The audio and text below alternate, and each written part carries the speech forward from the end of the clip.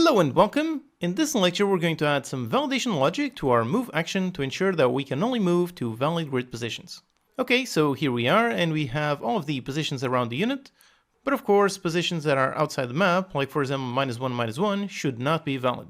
So let's validate all of the positions that we calculated. The first validation is simply to make sure that this test grid position, that this one is inside the grid. How we do that is we're going to go into the level grid class. So this is the grid class that contains our grid system. So we're going to ask this one for the grid bounds, which really means let's go into the grid system and add that logic to the grid system itself. So inside our grid system class, let's go down here and let's make a function to test if a certain grid position is a valid grid position. So let's make public, return a boolean, call it is valid grid position.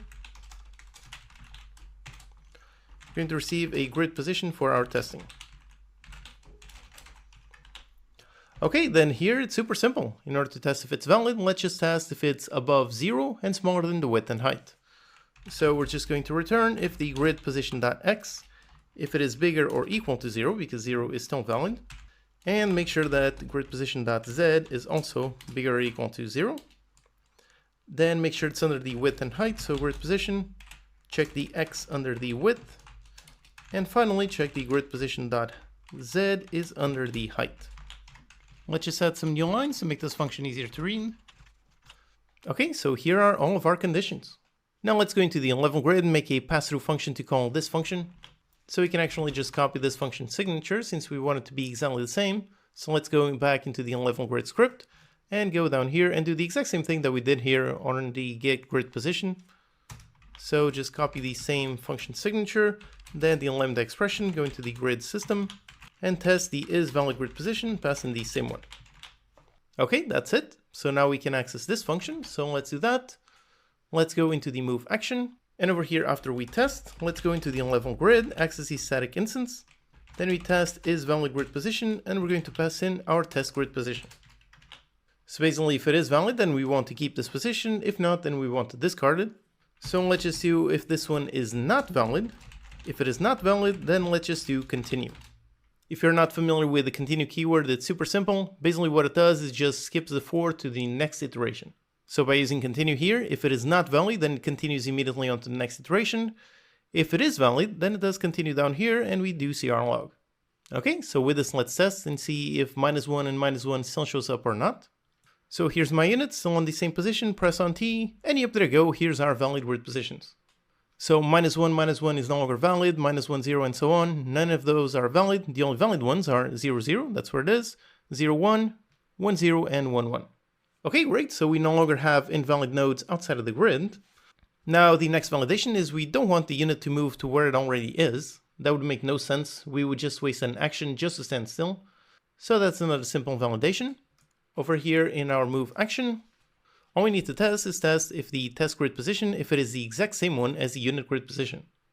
So just do if the unit grid position equals the test grid position, then this is the same grid position where the unit is already at.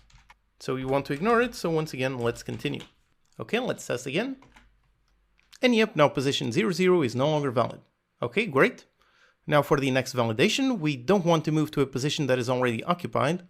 So in order to test that, let's move our other unit. So instead of being over there on 4, 4, let's put it right next to it. So let's put it on 2, 2, which is the grid position 1, 1. Okay, so let's solve that. In order to solve that, let's go into the level grid script. And over here, basically make a function to test if a certain grid position already has a unit on it. So let's go down and make one of those functions. Let's make it public, return a boolean, and call it has any unit on this grid position, and receive a grid position parameter. Okay, now here it's super simple. Let's get the grid object. Now we could get the unit list and test the count of that list. So we could do that logic here, or we can do it directly on the grid object. I think that makes more sense, so let's do that. So let's go inside the grid object, and over here let's make a simple function.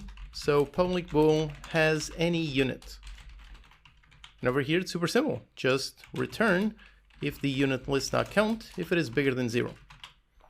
Okay, that's it. So back into the level grid, we get the grid object, and we return if this one has any unit.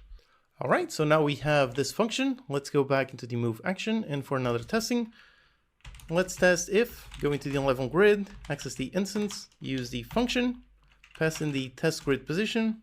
So if it does have any unit on this grid position, if so, then again, we want to continue. So let's say grid position already occupied with another unit. Okay, so let's test. So here we are, the second unit is over there on 1, 1. So let's see if 1, 1 no longer shows up. So press on T, and yep, there you go. So for this unit on this position, the only valid grid positions are over here, the 0, 1 and the 1, 0. All right, so with this, we already have quite a lot of validation working. So our function here to get the valid grid positions, this is already pretty complex.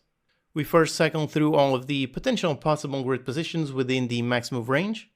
Then we first test if it is valid, meaning if it is inside the actual grid bounds. If it is, then we test if this one is where the unit is already at. If so, we ignore it.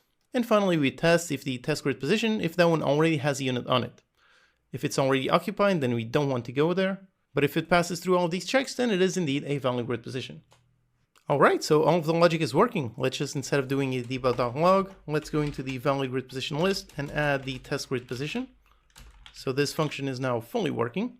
Now all we need is to use this function when we click somewhere to validate if it is a valid move position. So let's make a simple function just to test that. So let's make public return a boolean, call it is valid action grid position, and receive a grid position. Then here it's really super simple. We just get the valid action grid position list. This returns our list.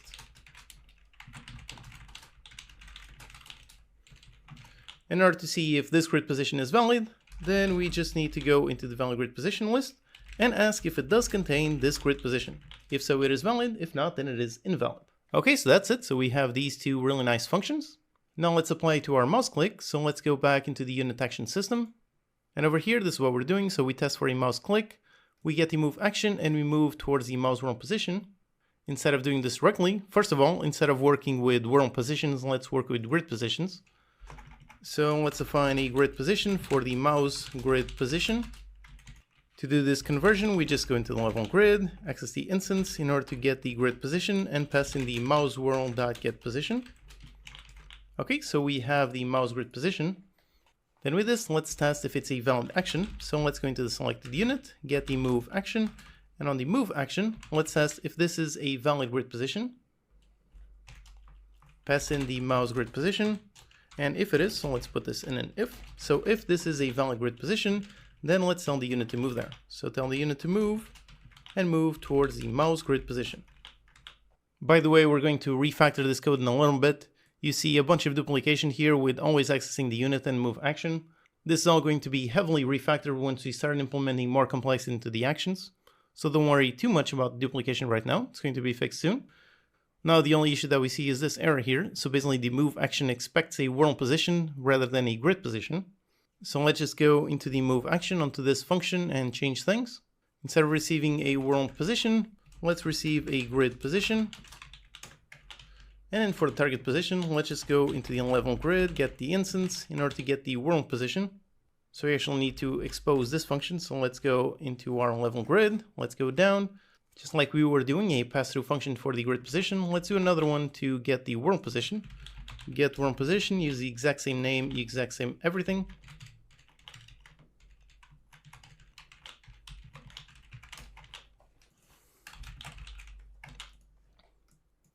Okay, so just like this, public vector 3, get the world position, receive a grid position, then go into the grid system and return that. So now back in the move action, now we can use that function, get the world position of this grid position. All right, so with this, everything should be working. Again, on the unit action system, we're testing for a mouse click. If that happens, we get the mouse grid position based on the mouse world position. Then we test if that grid position, if it is valid, and if so, then we tell it to move. If it is not valid, then we don't move. Okay, so let's test. All right, so here we are, and if I move on to this position, yep, it does work. Now if I move outside the grid, I click, and nope, nothing happens, so I cannot go into that invalid position. If I click on itself, it also doesn't move. And if I click on top of this unit, just click outside so I don't select it, so click there, and nope, does not move there. So I cannot move outside, I cannot move to my own position, and I cannot move to another unit, but I can move anywhere in here. And also if I click too far away, so over here I just had a 1 movement distance, so I can only move to these positions. If I click outside of it, nope, this is outside of the movement range. But if I click within 1 unit, yep, there you go, I can move anywhere in these positions. And since we already have the conversion between the mouse wheel position and the grid position, even if I click somewhere on a corner, the unit always goes into the actual grid position. So we no longer have the issue where the player can click literally anywhere. Now it only works based on grid positions. Alright, awesome. So over here, all of our validation logic is working perfectly. We can no longer move just anywhere, but only to valid move positions. Awesome. Now the only issue that we have is we have no visual telling us where we can and cannot move. It would be very useful to be able to see all of the places where we can move. So doing all of that is what we're going to make in the next lecture.